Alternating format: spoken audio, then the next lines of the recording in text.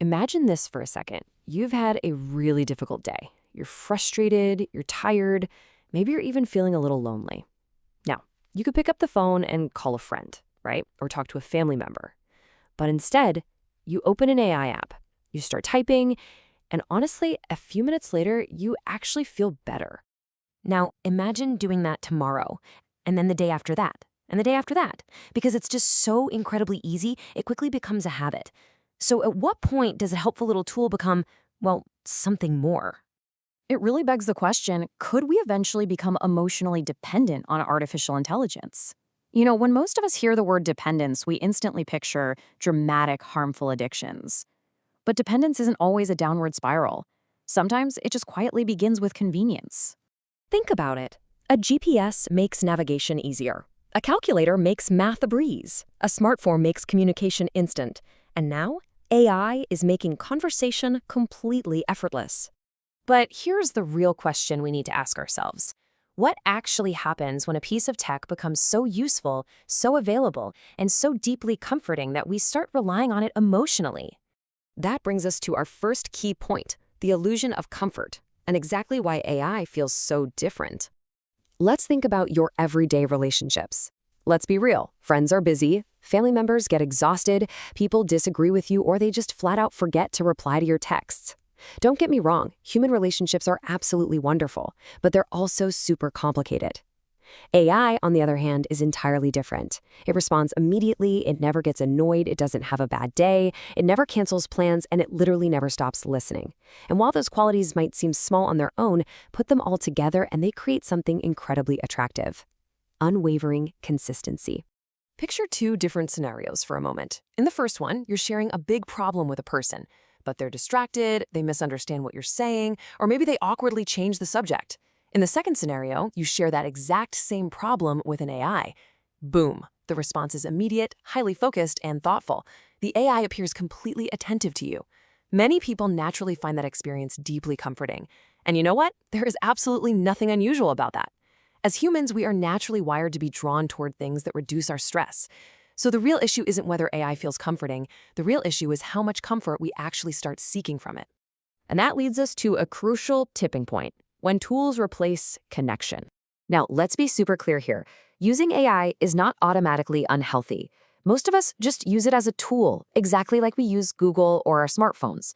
For example, using AI to organize your scattered thoughts, super helpful. Using it to brainstorm some creative ideas, also incredibly helpful.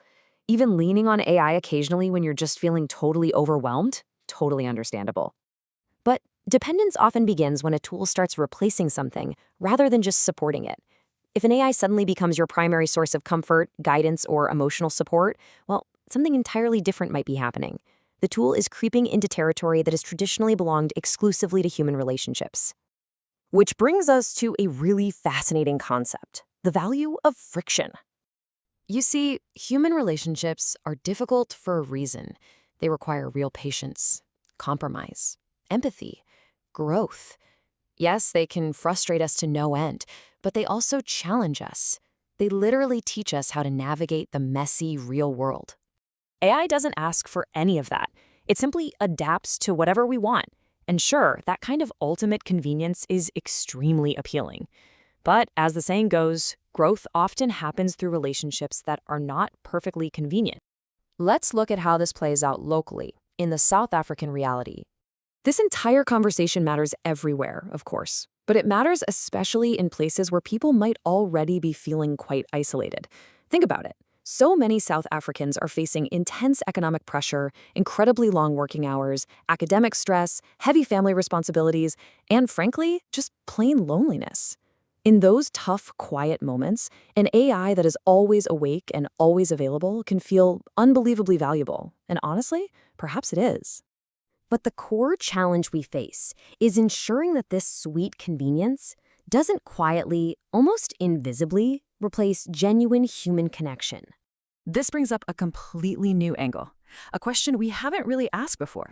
If you look back historically, technology has always changed what humans could do. Cars completely changed travel. Phones revolutionized communication. Computers transformed how we work. But AI?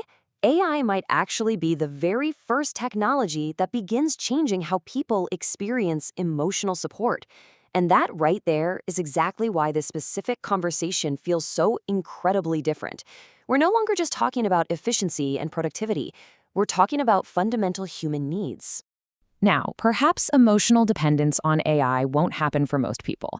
Maybe it'll just stay a handy little tool on our screens. But asking the question right now really matters, because historically, the absolute most important effects of any new technology are usually the ones we notice last. We don't notice them when they first appear. We only notice them when they've already become our new normal. So where does that leave us? Let's look at the future of connection. What we're seeing is AI entering a sacred space that was once occupied almost entirely by other human beings. And that alone makes this technology completely unprecedented.